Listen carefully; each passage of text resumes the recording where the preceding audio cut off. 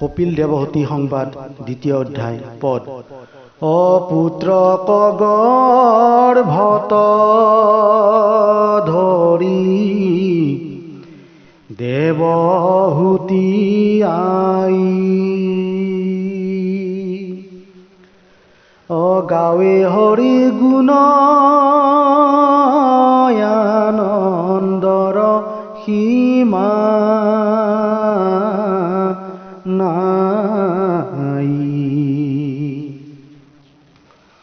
10 মাহ 10 দিন যেবে পূৰ্ণ ভৈলা পৰম শোভন কাল আহি আমি লীলা মহামুনি কৰ্দময়া সন্তস্তুতি কৰি সেহি বেলা জন্মিলা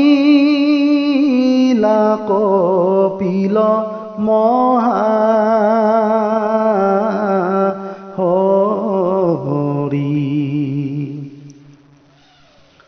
ভূমিষ্ঠ পুত্ৰক দেৱী চাইবে কৰি মন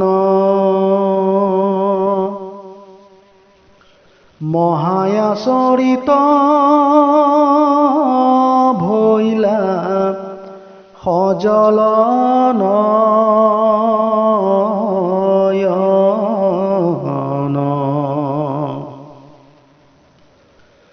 নোহে শিশু এক দিব পুৰুষ আচই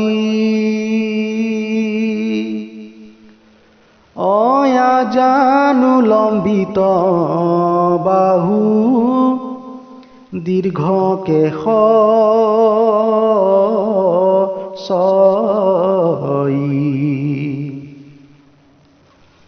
শুক্ল বস্ত্ৰে শৰীৰক আছে শোভা কৰি দেখি দেৱী দণ্ডৱতে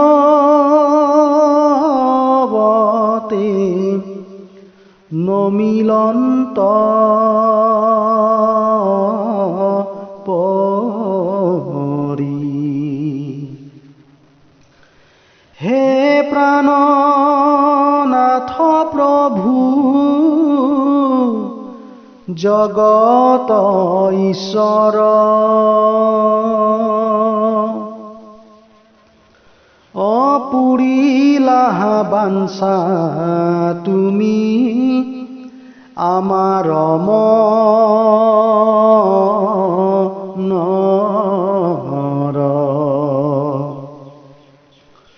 নাহি অভিলাষ মোৰ নবাঞ্চো হুৱান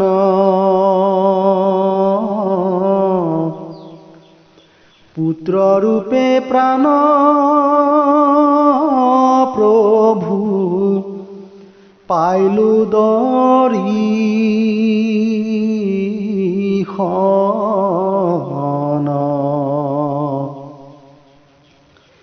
এহি মতে দেৱী যেবে স্তুতি কৰি আছে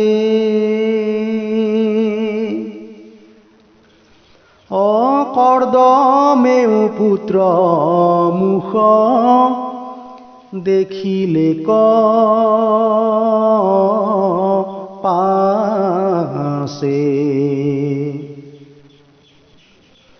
সাক্ষাতে জগত হৰি দৰ্শন ভৈলা চৰণত পৰি মুনি স্তুতি আৰম্ভিলা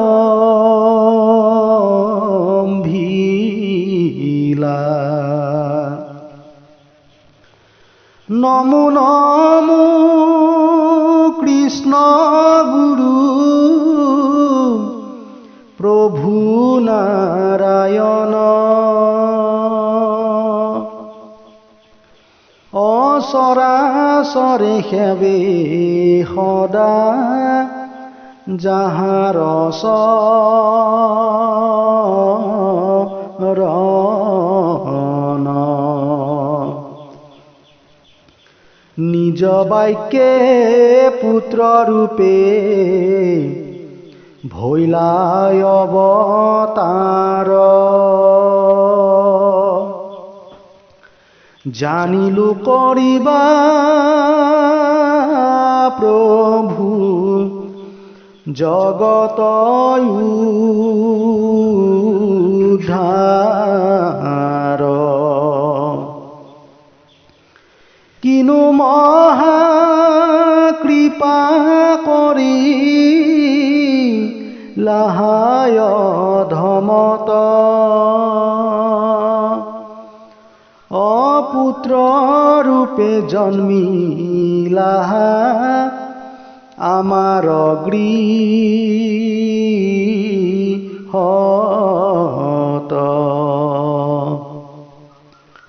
জগত নিয়ন্তা তুমি আমি মূঢ়মতি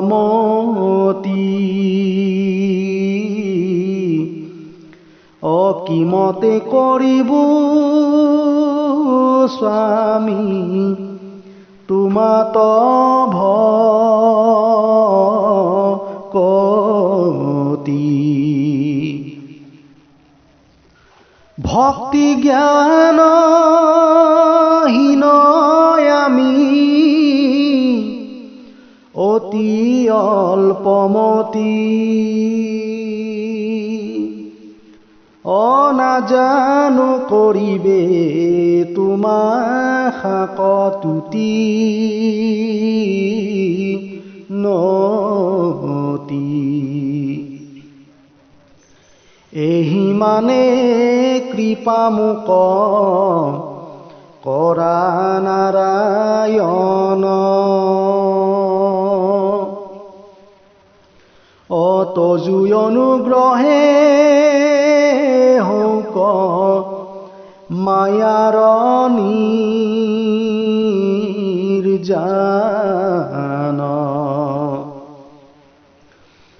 গৃহ এৰি বনে যাইবে কৰি আছো মন দিও আজ্ঞা পুত্ৰ ৰূপী প্ৰভু ভগৱান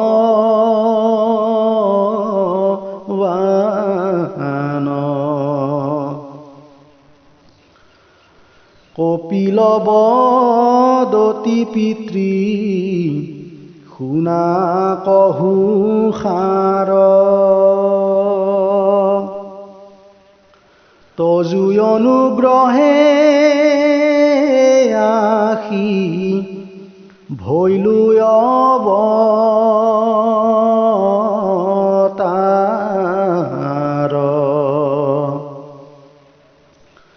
মোৰ দৰ্শনতে জ্ঞান হৈ চাই অনাথাকে সংসাৰ বন্ধ মুক্ত সৰ্বদায়ী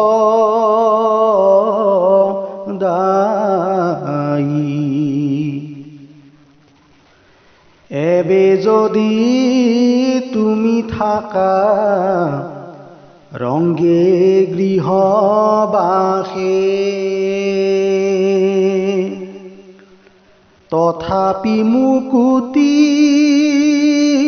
তুমি পাইবায় প্ৰয়াসে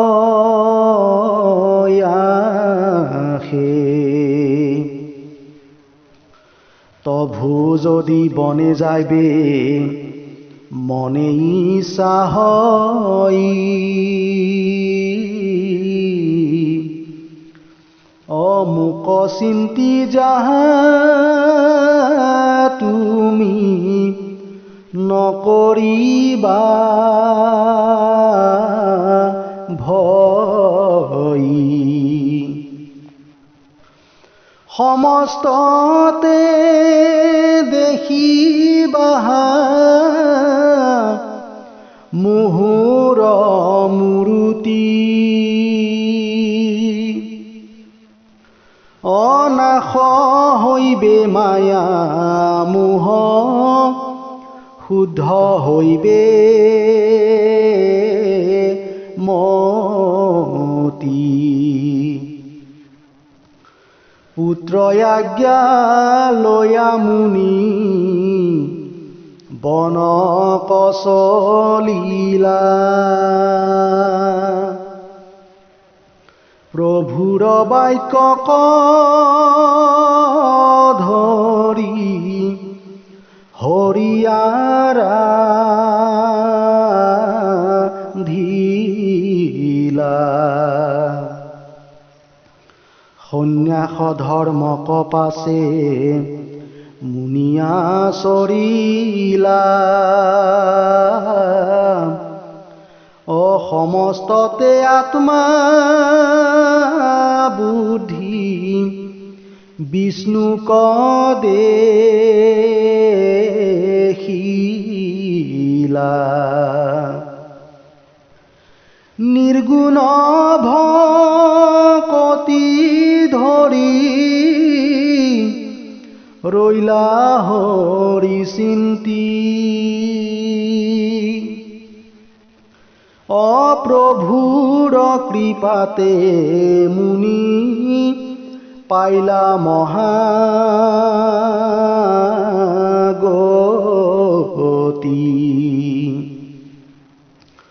শুকনিগদতি শুনা ৰাজা পৰীক্ষিত। বিদুৰে প্ৰাৰ্থিলা মৈত্ৰেয়ীত কথা মৃত। মেলানি মাগিয়া মুনি যেবে বনে গইলা।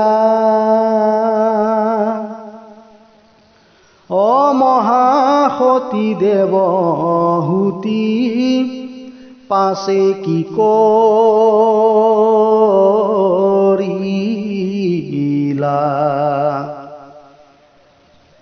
মৈত্ৰেয়ী বুলন্ত শুনা ব্যাসৰ নন্দন। সমস্ত বৃত্তান্ত মই কৰিবো বৰ্ণন।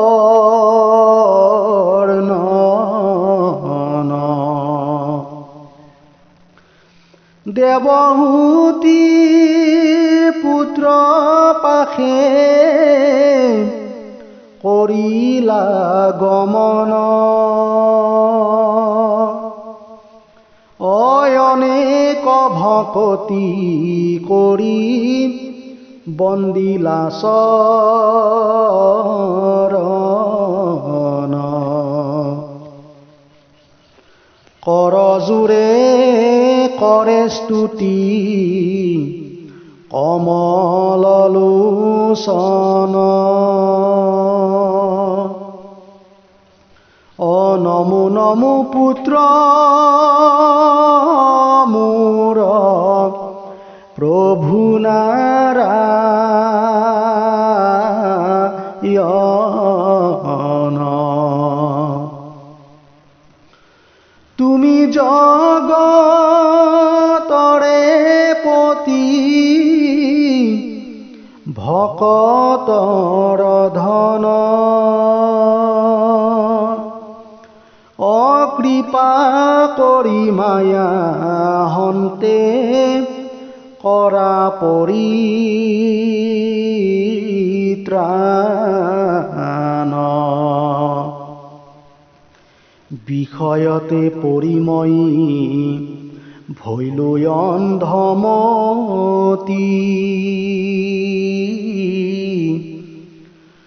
শুদ্ধভাৱে নকৰিলো তোমাত ভকতি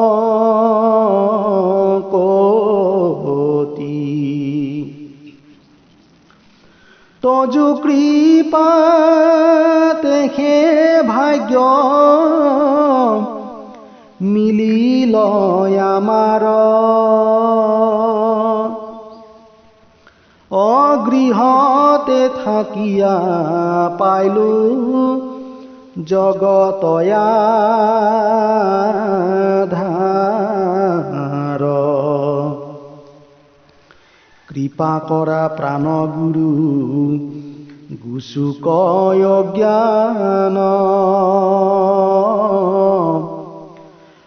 তোমাৰ কৃপাতে যেন পাও মহা জ্ঞান সত্যে সত্যে শৰণ পখিলো তজু পাৱে ৰাখিও গুৰু মোক কৃপালুচ ভাৱে ঈশ্বৰ ততকময়ী জানিবা কচাও যদি কৃপা কৰা প্ৰভু কৃতকৃত্য হও প্ৰকৃতি পুৰুষ তত্ত্ব কৈও কৰি ভেদ তেবে সে হৈবে কমূৰ সংশয়ৰ ছেদ যদি যোগ্য হওঁ প্ৰভু কহিও বুজাই এহি বুলি চৰণত পৰিলে ক যাই মাতৃৰ ভকতি দেখি প্ৰভু ভগৱান অমৃদু হাস্য কৰি প্ৰভু বুলিলাব চন ধন্য ধন্য মনোৰনন্দিনী মোৰ মাৱ ভৈলো মহাসন্তোষতো মাৰ দেখি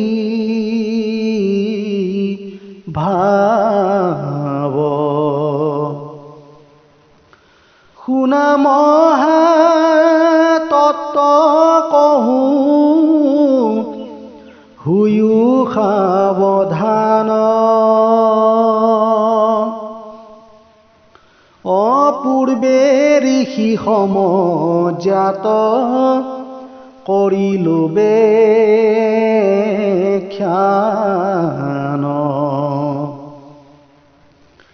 যি যুগয় অধীন চিত্ত সংযমৰ জ্ঞান মনেহে জীৱৰ বন্ধ মুখৰ কাৰণ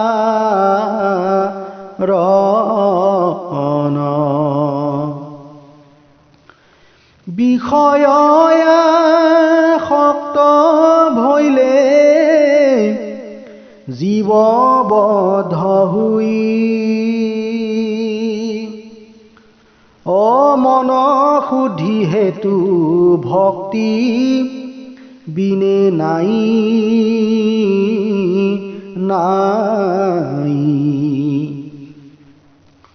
ভক্তি হে মুখৰ হেতু শুনা মোৰ আই ভকতি কৰিলে মুক্তি আপুনি লয় সাধু সংগে জীৱৰ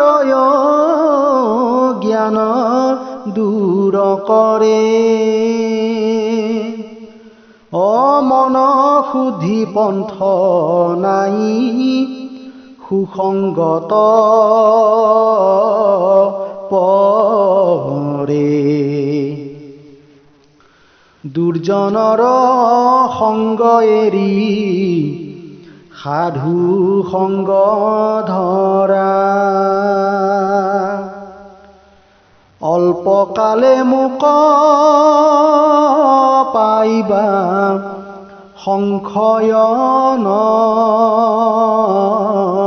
কৰা শুনা আই এবে সাধু বোলে কোন জন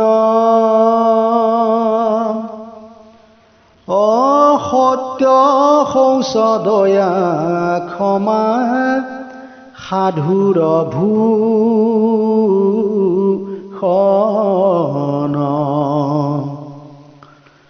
ভক্তি বিনে সিটো জনে নজানই আন বিষয় সুখক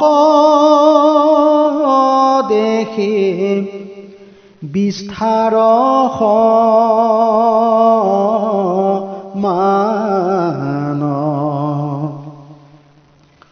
কৰন্ত মুহুৰ গুণ শ্ৰৱণ কীৰ্তন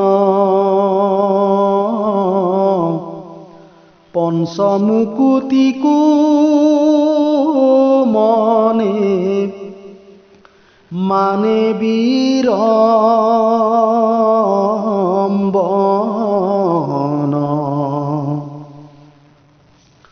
সমস্ত ভূততে দেখে মুহুৰ মূৰ্তি কাহাকো লাগিয়া নাই সৰু বৰ মতি সেহি হে পৰম সাধু সেহি সৰ্বজান বিচাৰি তাহাৰ সংগ লৈবা সৰ্বক্ষণ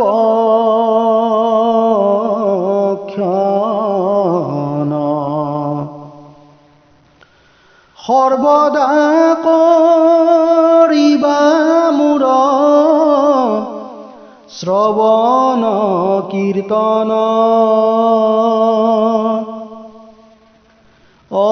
আপুনি বৈৰাগ্য আশী মিলিবে মন বৈৰাগ্য মিলিলে হইবে আত্মদৰ্শন সমস্ত ভূততে দেখি বাহানাৰায়ণ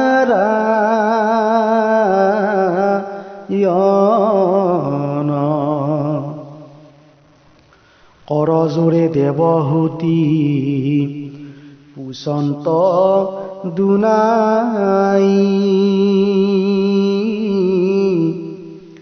অকৃপা কৰি পুত্ৰ মোক কহিও বুজাই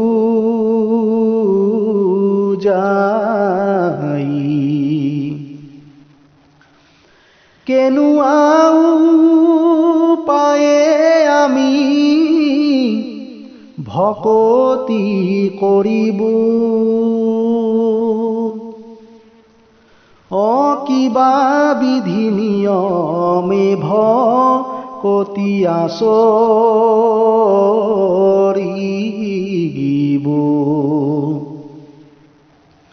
অল্পমতি স্ত্ৰীময়ী নাহিয়েহি জ্ঞান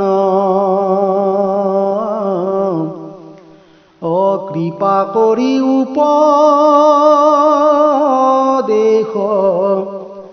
দিও ভগৱান